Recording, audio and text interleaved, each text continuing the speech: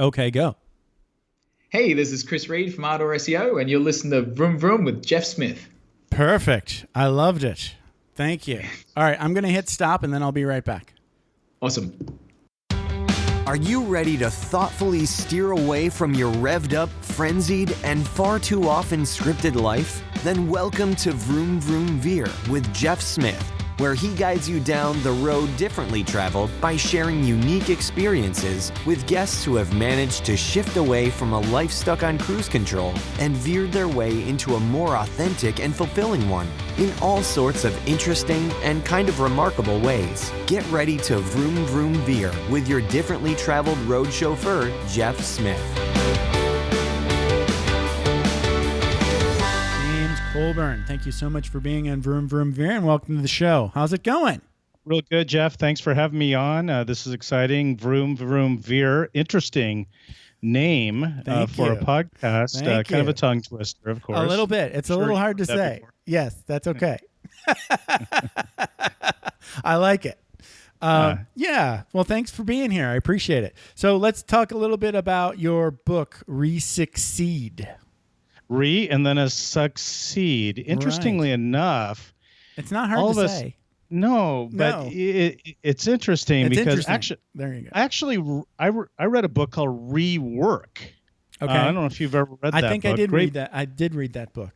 About doing everything differently, and I had the same idea on throwing a in there, just because we oftentimes fall kind of for the lie that our original success, or the success that brought us income and brought us favor with others, and that thing that we were exonerated for or appreciated for, or that we received certificates for, is actually our success, is the thing that defines us. And there's this little thing that comes up about halfway through your life when you realize, shoot, I'm defined by this stuff that I don't really even kind of care about. Right. So and we so often just fall into those things, right? Oh yeah. Well, you just raise your hand. I had a career. You raise your hand long enough, and at one point, hopefully you're paid for that thing you do. And then if you're not careful, you might assign your identity to it. And when you do that, when you make that mistake, which is also common, you actually you lose yourself in the process. You become to know yourself literally as the thing that you do good and get paid for, rather than who you really are. Right. You start associating your sense of self-worth and your happiness, and everything is tied to this identity that you created because of work. Yes, absolutely. Well, so that was my story, and actually 2006, Christmas Eve, and one of the early chapters of my book speaks of this. I was sitting in our lake house, and we only kind of visited this house on the weekends, and had the luxury of having a place without a TV, and without any screens, and that we were supposedly supposed to play with the kids while we were there. And for me, on Christmas Eve 2006, I couldn't get it out of my mind that I wanted to go and sell one more house, because at that time I was a top producing real estate agent here in the Seattle area. Okay. And I had sold 120 houses that year. Wow. Holy cow, that's a lot of houses. In a year. In 1 year, I had actually set this goal to sell 120 houses, and then on Christmas Eve 2006, I had done just that. And yet, I sat on that couch. My mother-in-law and my wife were kind of cleaning up after dinner. My children were playing inside their room quietly, I guess as quiet as they could be with Legos. And we if you were flying the wall, you'd look down and say, "Man, this guy's living the dream. Sold 120 houses." He met his goal. Right. Yeah. Little did anyone know that there was this kind of raging inferno in me, because all I wanted was the phone to ring on Christmas Eve. In fact, I had a starched shirt hanging in my car. I was ready to throw it on and go to work. Wow. You Literally. had it bad. Oh, man, I had a bad. And so I finally just jumped out of the couch and said, "Hey, honey, how late do you think Costco is open?" And she said, "Well, it's Christmas Eve, so probably 9." And I said, it was about 8:30. And I said, "I'll be right back." And I drove down to Costco and bought myself. I ran through the door at like 8:55 or something. Yeah. And I knew once they kind of, clicked me in, if you will. You know how they do that at Costco. Sure. Yeah, I knew once I was over the threshold, they couldn't kick me out. And when I was there, I grabbed the first TV DVD combo I could find and threw it in my cart with 10 movies and thought, I'm going to get my mind off this whole sell Work another thing. house deal. Yeah, work thing. Yeah. Yeah. Ran home as I was unpackaging the box, the TV out of the box. My wife said, "I thought we weren't going to have a TV." I thought we were going to skip that. And I said, "We were, but not tonight. I need to get my mind off this whole not selling a house deal." Okay. She kind of quietly let me set up, and then I grabbed the movie World Trade Center. I don't know if you remember that movie with Nicolas Cage about people jumping out of windows and 911. No. Yeah, it's just a horrible movie. Not a Christmas Eve movie, really, Okay. And it was really bad. Was it the kind of bad that it's so bad it's almost good because you make fun of it? Well, no, that's a typical Nicolas Cage movie. Sorry for all those who love Nicolas Cage, Yeah. but this What happened? this was that's another show, Jeff. Yeah, it is. You're right. You're right. I mean, he used to be like pretty good. I mean, really, he made some good movies. Then it got It got weird. It's like so something expired. He made a deal with the devil and at the crossroads, and then his luck ran out. I think he needs to re-succeed personally, but probably. So probably. At any rate, I threw in World Trade Center, which happens to be a PG-13 movie, but it should be an R movie. I mean, it literally, people are jumping out of the windows of the World Trade Center because they're, the fire is coming towards them. That's sad. And I put a kid under each arm, a boy under each arm. I had 2 boys at the time, and I put a boy under each arm, and I was all ready to watch this movie. My wife said, "Oh no, we're not watching a movie about 911 on Christmas Eve." And I looked at her and I gave her that kind of look like, how dare you tell me I can't play the movie I just bought at Costco out of a, rage of getting my mind off of selling yet one more house. And but I knew she was right. And that pretty much made all 10 movies that I bought not applicable for the evening because they were all the type of movie that would be inappropriate for little boys. So so you should have gotten the best Christmas movie ever. I really should have. Die Hard. There we go. I was hoping you were going to say something, Christmas shoes or something. I did not want Warm Me Fuzzy. I wanted Die Hard. To be honest with you, I needed to watch people literally jumping out of a window to get my mind off the fact that my phone was not ringing on Christmas Eve. For your listeners, the whole sales or really just achievement is this you chase after the more. Reminds me of the book Essentialism, where Gary McKeown talks about this. Yeah, I read that book too. This undisciplined pursuit of more.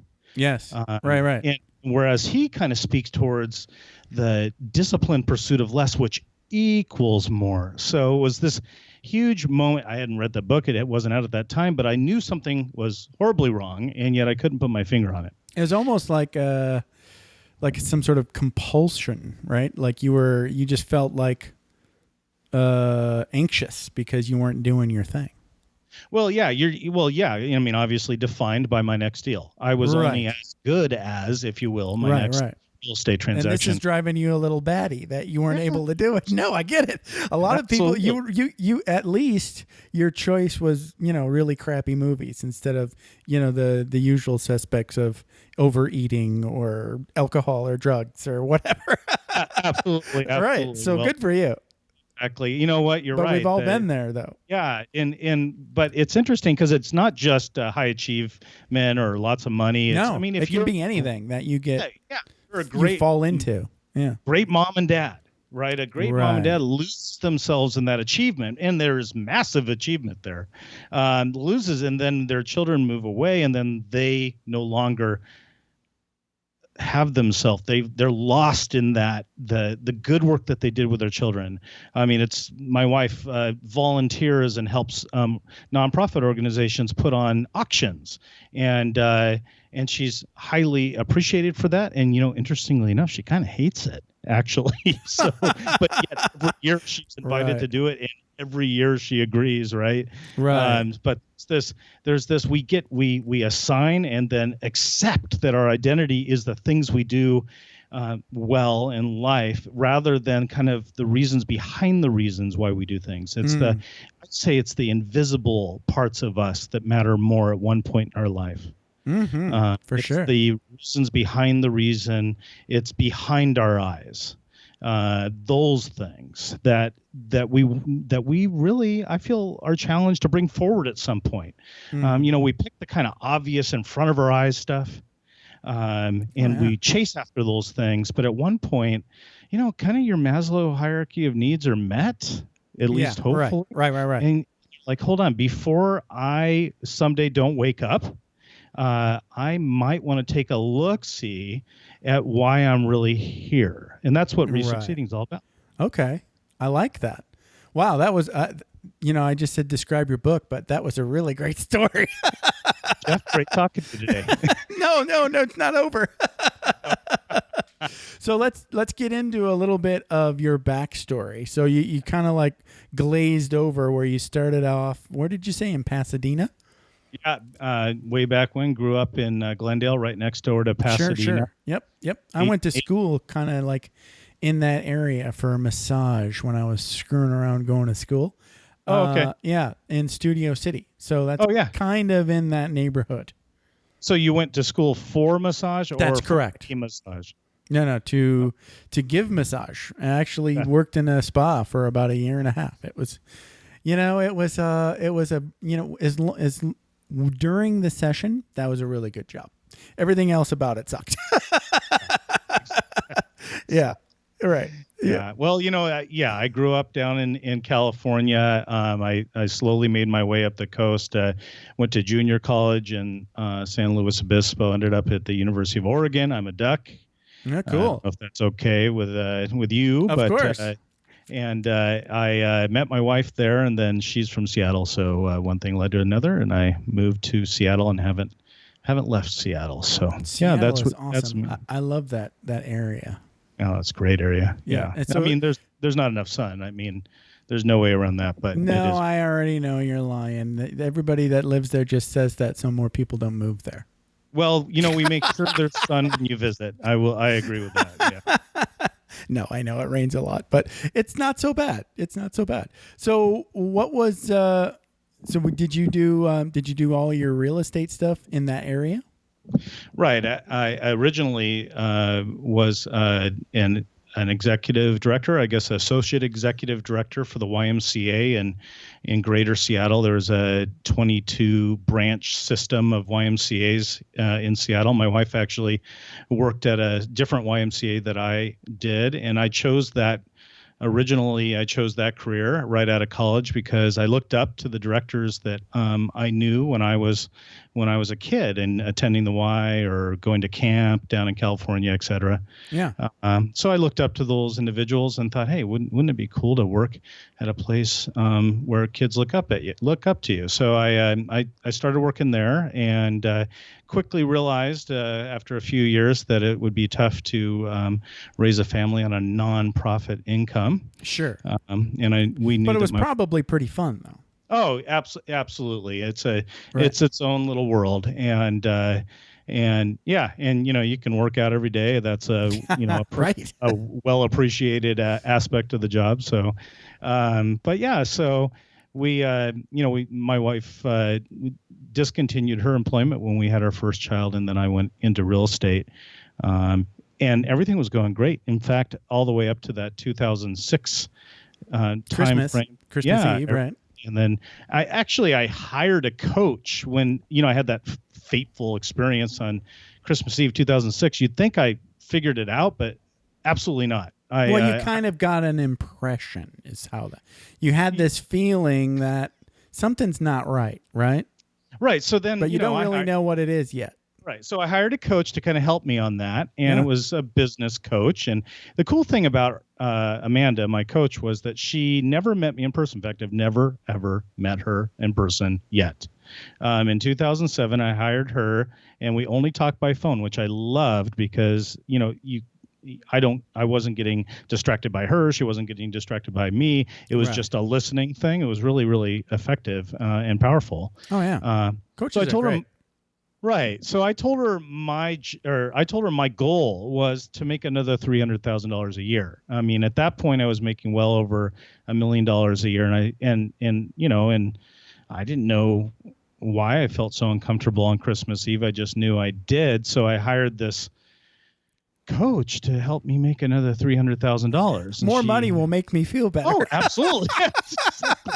So I hope this resonates for those who some of your listeners, the kind of vroom vroom veer. Yeah, this is when you're. I would say like what you're doing there is like grasping. that reaching that you were talking about. Right. In the parlance of the show, vroom vroom is sort of like a little bit of you're in sleepwalk mode. You think more, faster, better, right? Just work more. Everything will be okay. And when you had that little awakening, that was a veer.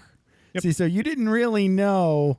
You kind of like, man, I can't believe I should be chilling out and celebrating my victory, but I want to go sell another house. Something in you knew that something was wrong, but you didn't know what was going on yet. So I get it. Yeah.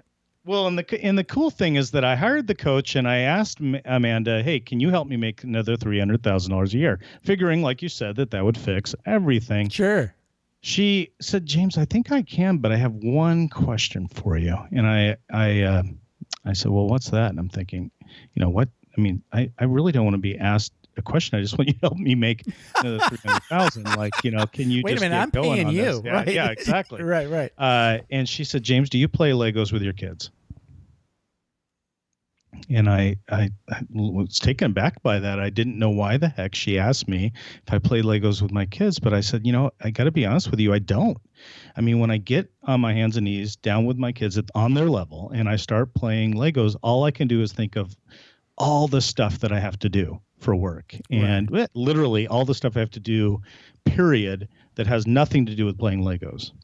And I said it to the point where, I'm thinking of a way out. I'm thinking hopefully they get involved with their own Lego creation so that I can step out of this. Yeah. And she said, so here's the deal. I can help you with this making more money thing, but only when you can play Legos with your kids. And I said, well, what do you mean by that? She goes, I believe that at the point that you play Legos with your kids, and she was actually speaking of just playing Legos in general with people, connections, those I appreciate and love. At the point that you can be a guy all about connection and contribution, that only at that point will you be able to also add another $300,000 to your income that you literally have tapped out. In her opinion, James has tapped out until he learns the value of playing Legos. I like that. Yeah, it was powerful, and I obviously never forgot it. It's a chapter in my book about the value of playing Legos metaphorically in life with those you love, those you care for. Right. Well, just being there, being with them, and not being distracted by your big to-do list, and and again, more, right? Yep. More. And chase. Doing that thing that that's the only thing that you know how to do that makes you happy almost. It's like you're addicted to success or whatever it is that you have defined, right?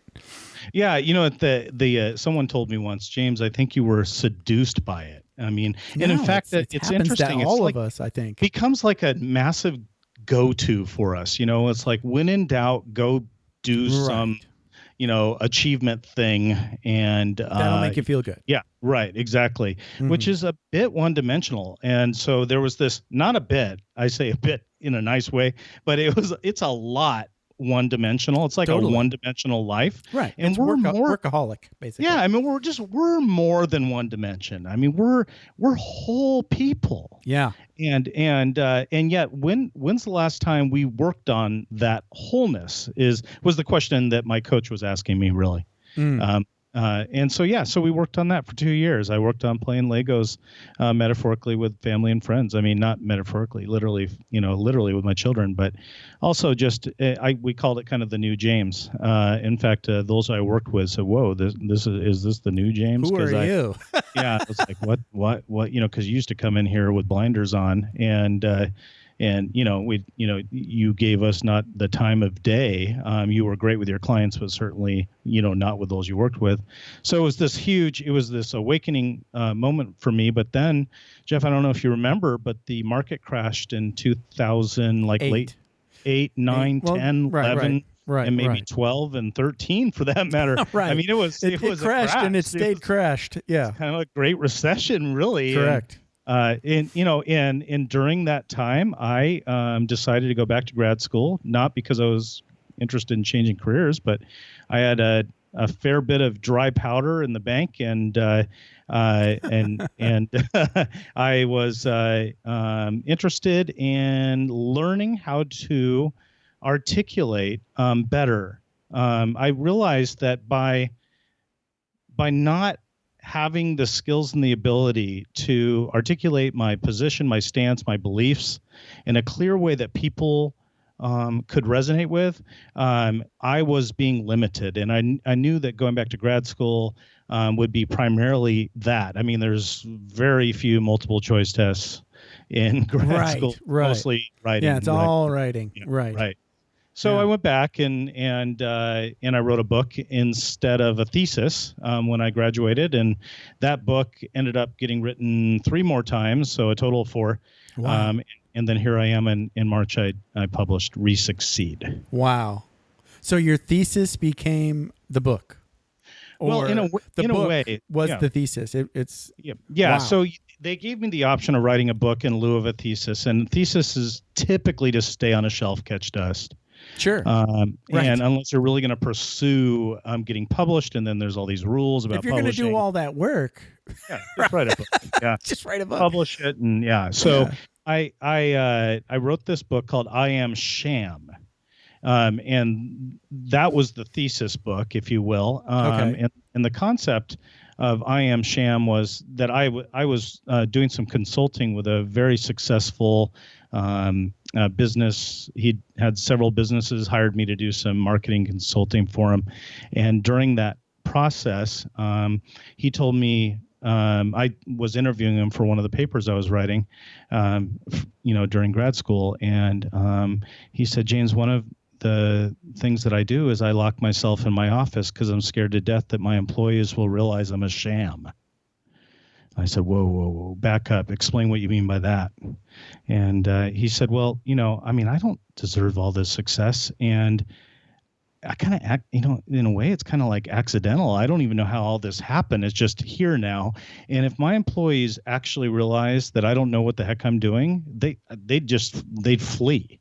And if you knew the businesses that this gentleman had, you know some of the businesses this gentleman has, and if you knew that, you would be like shocked that this man is saying this to you, and yet I realized this is an epidemic. So there's this everybody's doing that. Yeah, this success achievement thing, which isn't us. It's just this outward symbol of success that we've attached to and assigned identity to. Yeah. No, but I think when you say that, I think people that, first off, it's like that. Okay, there's that, right? Where you're feeling it, but you're keeping it hidden from the world, right? Like he was like, he told you in confidence, but he couldn't go out and shout it out to the troops, right? Exactly. Right. But once you kind of like know that's there and kind of embrace it a little bit, then things start to change, right? Oh yeah. That exactly. Well, it's interesting what you're, because everybody feels it. I mean, everybody feels like they're a big phony. There's even a word for that. What am I thinking of? Oh, have you ever heard of imposter syndrome? Is that? Oh, absolutely. Yeah, That's it's perfect. like Yes. right. That's where like I felt similar to that when leadership was thrust upon me. Right, when I was in the Air Force, all of a sudden I came back from a deployment, and they gave me this very long story of, these two guys that outrank you, we don't like those guys, so we're gonna kick them out and we're gonna put you in charge. And I was like, gulp. Yeah. I was like, okay, so I definitely had to fake it for, you fake it until pretty soon, you don't know what you're doing, but you kind of figure it out and keep doing it. Yeah, we tend to do that in all areas of our life. I mean, I kind of faked being initially a husband. Like I didn't know how to do that right. Course, and, it took me several years to.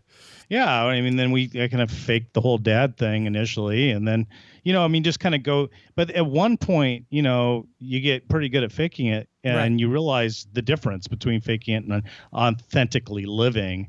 Yes. So so absolutely, there was this. Just this clarity that came over me as I realized, and like I said, the market crashed and kind of helped me wake up a little bit. Yeah, that's a big veer because it's like, I don't think there's 120. I couldn't sell 120 houses if I wanted to. There's not that many houses to sell. Yeah, you could list them, but they wouldn't sell at that time. Right. Everyone was on the fence. But, but in the process, the first thing I realized is that when you lose 80% of your income and you make the money that I was making at the time, you're still making a pretty good income. That's still pretty good. Yeah. Right. Yeah. Isn't so that was funny? the whole. Yeah. And then that was the whole thing where I was like, well, what the heck? I'll just go back to grad school and work on this whole articulation of purpose. And, but I didn't like the name I Am Sham.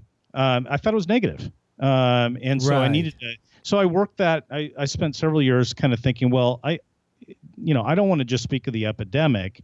I want to speak towards solution. I want to offer something that I use to lift out of the sham, if you will, of our success and achievement. Way to go positive on that. Thank you. Yeah, and so I moved to the name Resucceed, and then the subtitle is all about our I can read the exact subtitle, but it's pretty long. About create an extraordinary future while you sleep by using the 5-minute epic evening ritual, which I really dig. I was going to tell you that like right out the gate because everybody on podcasts talks about tell us your morning routine, right? And I always want to say, well, my morning routine starts the night before. Well, you need to write a review on Amazon for me. I will. My gosh, yeah, that's perfect. Thank you. All right. Yeah, absolutely. And it's interesting because life happens. Tony Robbins once said, "Life happens for us, not to us." Yeah. And I really love that quote because when you start to open your eyes to that, you see it. If you don't believe that life happens for us, not to us, then guess what? It is happening to you. Correct. But if you believe that life is happening for you, and you say thank you to whatever shows up, right? And I'm not saying, one of the things I hate is the whole everything happens for a reason statement, because I got to be honest with you, everything that's kind of BS. Yes. Yeah, everything doesn't happen for a reason, but everything. If life is happening for us, then our only job is to open our eyes and notice why. Right. Notice why. And so even our connection here, or a few listeners that might be listening today and would resonate, that's what this was all about today. That's what this preparation was for. That's what this conversation is for. And I believe that in all aspects. And rather than fighting upstream, if you will, for that one more deal. Yeah. But as a part of the whole life happens for us thing, I ended up hiring a coach to kind of get my butt in gear and get this book finished. Obviously, I had written it 3 times, and I was in the process of writing it a 4th time. And as you can imagine, I was basically perfecting upon it, which is a Right. significant Yes. issue with entrepreneurs. Sure. Yeah. You should have shipped it a long time ago, essentially. Yeah, I mean, Yeah. Entrepreneurs struggle with ADD or self-proclaimed ADD and perfectionism. Right. Really, that's really what it comes down to. And I was deep into that. In fact, I created this goal to finish the book, but I had no plans of publishing it. But I knew that I needed to get out of my own way. So I hired this guy by the name of Hal Elrod. I don't know if you've ever heard the book. Of Hal Elrod. Miracle Morning. Right. Which, we're back, Jeff, to the whole morning ritual aspect. And so I was talking with Hal about, the epidemic of the sham of achievement and success and one-dimensional living, and my, Christmas Eve 2006 story. And I was explaining that story to him. He said, James, this is all great and everything, but now I kind of just want to blow my head off because you're not giving me anything to attach to fix this problem. And I know so many people struggle with it. Right. And yet you're not supplying a solution for those that would read it to lift out of this. And there are so many, thousands of thousands. Yeah. It's an epidemic. Right. It's kind of like the genesis, if you will, of the midlife crisis, if you will. But right. I view the midlife crisis is not a breakdown, but a breakthrough. If you look at it that way, of course, because life happens for you. It's like it's an awakening.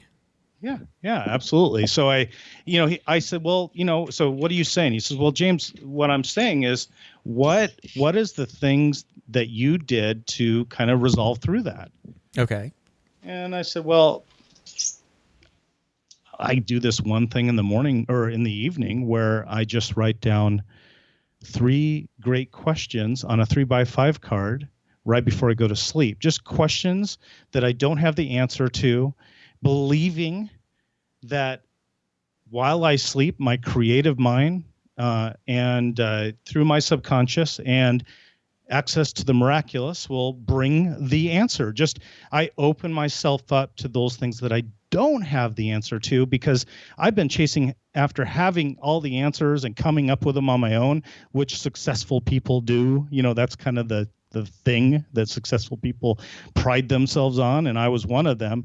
But once I surrender to the fact I don't have all the answers, right, and then ask the question just 5 minutes before I go to sleep, writing it down on a 3x5 card, resisting the desire to answer it, but rather open myself up to a creative answer and the miraculous for that answer while I sleep. Amazing stuff arrives the next day. Wow. And that's example. Give us an example of something that worked, if you got one. Well, it's as simple as even finishing this book.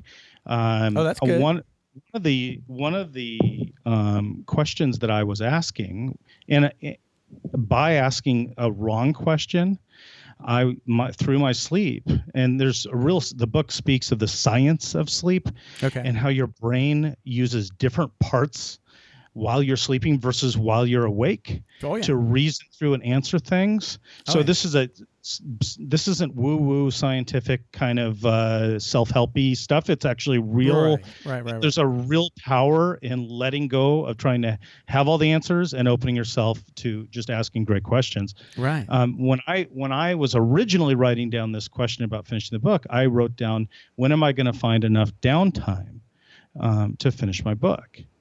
Well, never. That's true. I have 3 kids.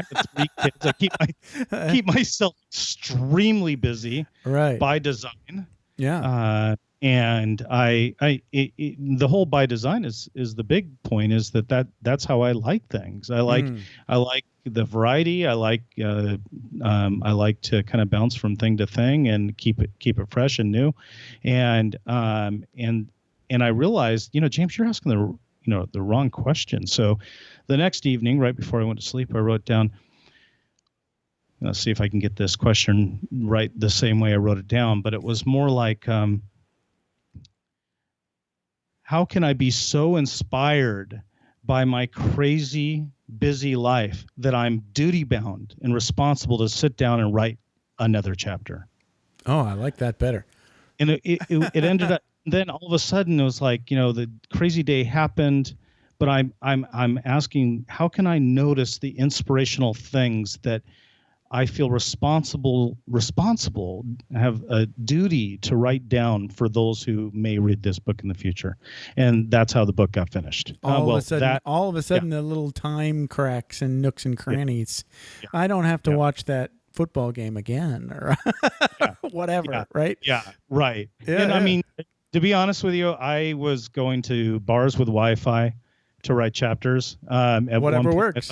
I thought it was like, a little more creativity, have a couple beers and then maybe. Well, there's people around too, which strangely enough helps. I do really well, not in a library, but in a busy space. No. Like have you ever tried to? Like say library is too sleepy for me too, right? Because there's no noise, and it's like you're not allowed to talk. You can just whisper. It's like I just start nodding off. There's not enough going on. But if I go to like say, Starbucks are a little too noisy. But say like a bar would work for me for sure, or a food court. Yeah. Oh, without a question. If it's busy, and if it's not busy, I might put on, to write another chapter, I would be playing music or even some. Normally not someone talking because it would mess up my writing, but some sort of like instrumental music or something. Right. Yeah, that works great. So now, is there anything else behind the science of sleep? I get more sleep, or is it just the questions and the waking up with really cool answers, which is really cool? So the science of sleep backed up with ramping down for your evening. So what I found, for sure, right? The ramping down ritual, right? Highly successful people. Yeah. They can't bargain with their morning. They got to wake up at a certain time, pretty much, right? Right. And especially if you're going to have a morning ritual, which if you go and Google it, that's kind of like a key component of being successful is having a bit of a morning ritual. So highly successful people typically can't bargain with the morning. When that alarm goes off, maybe they'll snooze it. But really successful people might even move their alarm clock into another room. For me, my 3x5 card with the 3 questions is sitting on top of my phone across my room so when that alarm goes off, there's not an excuse to hit snooze. So that's how I designed it. But what's interesting is that as adults, we looked up to when we were kids, we typically looked up to the adults who could stay up late. Right. And then we became an adult and we can stay up late. And so nobody's telling you to go to bed anymore. So you can stay up as long as you want. And we do, like, literally. So when I started working on this whole articulating the 5-minute epic evening ritual and realizing that, there's a lot of little things we do in our evenings to mess up the ability to have a restful sleep, to really be prepared to have your mind, the science of sleep go to work. And so when I started kind of really examining it, the first thing that happened is I started going to sleep earlier. And my wife was like, "What the heck? I mean, this is like seriously 9:30. Who are you? What have you done with my husband?" Awkward, I'm going to sleep before my kids, and it's just. But one of the things I realized is, there's just certain things that you just have to do to ramp down for a restful sleep. And since that sleep is so important, especially if you're going to ask great questions and then be open to the answers and receive the answers, you really do need to ramp down for sleep. So I actually created what I call the 5-minute epic evening ritual checklist, which you can download on my website at James Colburn, COLB as in boy, URN.net, for free, as well as 3 free chapters of the book. So, nice. It's actually free. There's no strings. So no, you don't even, not even a first name and an email. Well, I have to email it to you, but Okay, well there you go. That's still free. And so if the thing is, it's not free because I pay a service to send you the email, but Right. otherwise, Understood. but otherwise, but you know, the 5-minute epic evening ritual checklist also has examples of the great questions, Nice. as well as the down process for sleep, which I think everyone could benefit, even if they just took 3 or 4 of those kind of ramp down things and implemented in their life. Like, one of the big things for me is that, you know, for example, if you pop a bottle of wine in the evening, what is that code for? That's code for I have to finish the whole bottle, right? Because it's day-old wine is not good. And as an adult, it's not like Everybody someone's knows going, that.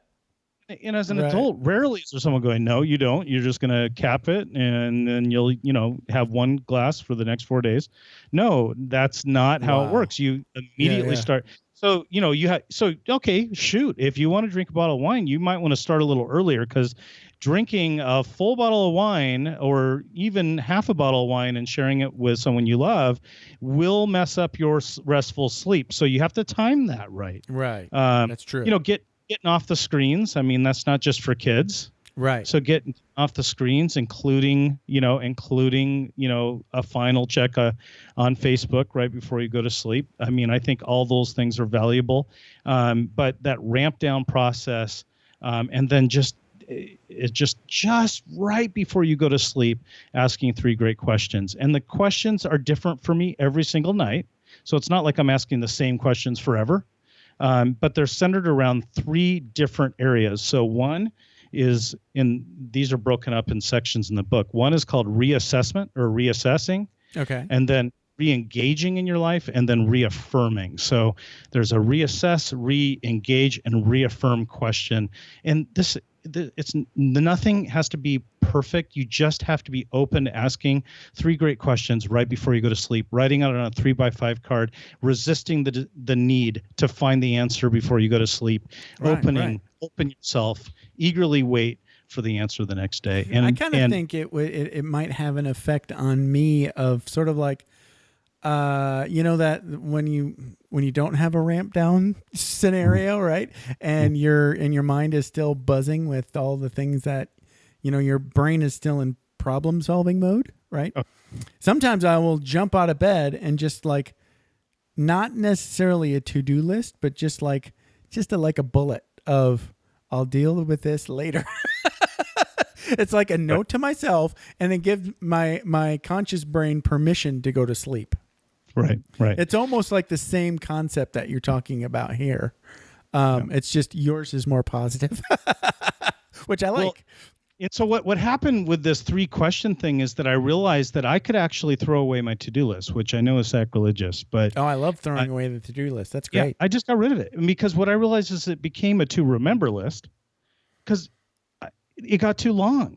Right. I mean, why did it get too long? Because I put a bunch of junk on it I had no plans on doing. Right.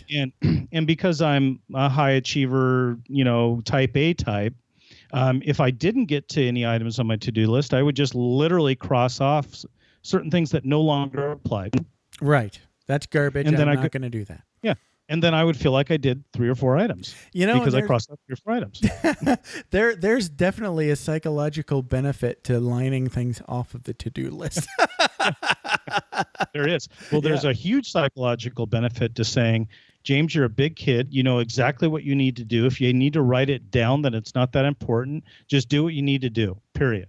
Oh, that's so awesome. I just decided to get rid of the to-do altogether. Now, it doesn't mean that I don't place a few tasks in my calendar, right? That I can't reminders, forget. Right? Yeah, reminders. And I do, like, you know, I'll do a 30-minute time block for something, which is much more effective than an 80-item to-do list. But, you know, really, we don't. My book speaks towards the fact that we don't want someone micromanaging us, right? Like, when we work for someone, we have no interest. I don't care who you are. I know not one person that says, "Oh no, I love to be micromanaged." No. But when we micromanage ourselves, we don't like that either. I mean, we will rebel against our own management. Yes. Right. So when you go to sleep, so your great questions isn't how can I kick my butt in gear tomorrow and work out? Okay, no, that was a slap. That's bullying yourself into working out, right? So that's right. not the questions we're asking. We're not just rephrasing to-do list items in question format. We're actually asking great questions, seeing our life through a different lens because we're seeing it through the lens of curious about the life we have not yet lived. Right. So and then it's happening for us. Something Yes, to be right. grateful for. So we've all gone to sleep and we've all said to someone in our life, I need to sleep on this decision. Oh, yeah. And the difference is I'm sleeping on questions 7 days a week. So I'm working on this sleep on it muscle 7 days a week. That's the only difference. That's Your the sleep only on it muscle. I love that. sleep on a muscle. And so my It's the tagline best. should be just sleep on it because Yeah. really the point is that we don't surrender to those things we don't know enough. We don't open ourselves up to the kind of the miraculous nature of our brains and our creative subconscious, as well as the divine miraculous, and showing up and providing assistance in those areas that we don't yet have clarity. Yeah. I was going to say when you were talking about like some of the tips of getting better sleep, I was going to tell a brief story. I know we're getting close to wrapping up here. Oh, yeah. So, but what was it? Oh, right. The story of the power outage. So maybe like a year or two ago, we lost power because somebody ran over a power pole, like just up the street from where I lived. And my whole neighborhood didn't have power for better part of like it started in the morning and it didn't come on until the following morning, right? Okay. So I had to listen to my football game during football season in my car. But anyway, the point of the story is from, it was fall, so it gets pretty dark pretty early, in the evenings.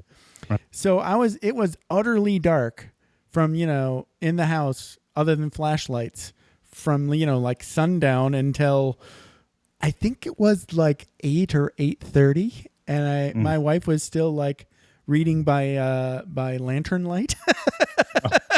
Right. Little house and burner. Right. Yeah. And I'm like, I'm going to bed. And she's like, what time is it? I'm like, I don't care.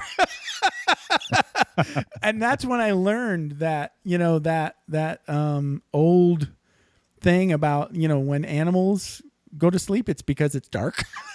Right.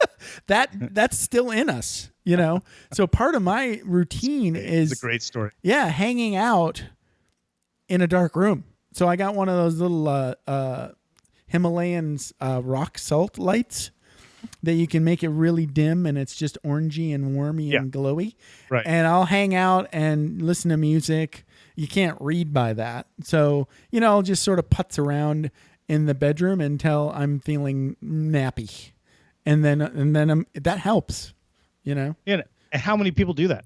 Because, nobody. In highly successful people, they'll celebrate, they'll stay out late, they'll party. It's like they're fighting sleep like a teenager. Right. And then in the morning, of course, no options, right? So the only option is to go to sleep late. And yet the most important aspect of your morning is your evening. So For sure. Yeah. That's awesome. See, I like that glowy rock salt idea. That I've seen some of those. I didn't know you could dim them. Yeah, they have a dimmer. They're not really from the Himalayas, though, just so you know, so you don't get mad. So get it. I don't know where they're from, but I won't get mad. Yeah.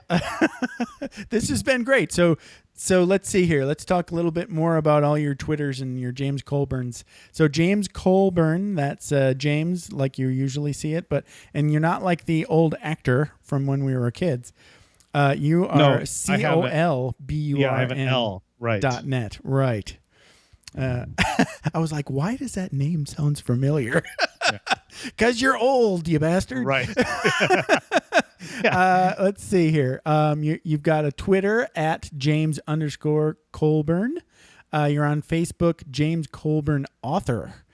And everybody else, I guess you can get at jamescolburn.net.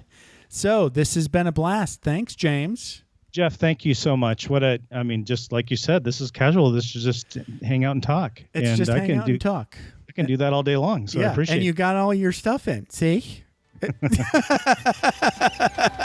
I appreciate it, James. Thank you. Thanks for taking the time to ride along with us on another episode of Vroom Vroom Veer. For podcast info and show notes, be sure to head over to vvveer.com. That's VVER.com. Man, that's fun to say. And we'll catch up with you next time here on Vroom Vroom Veer.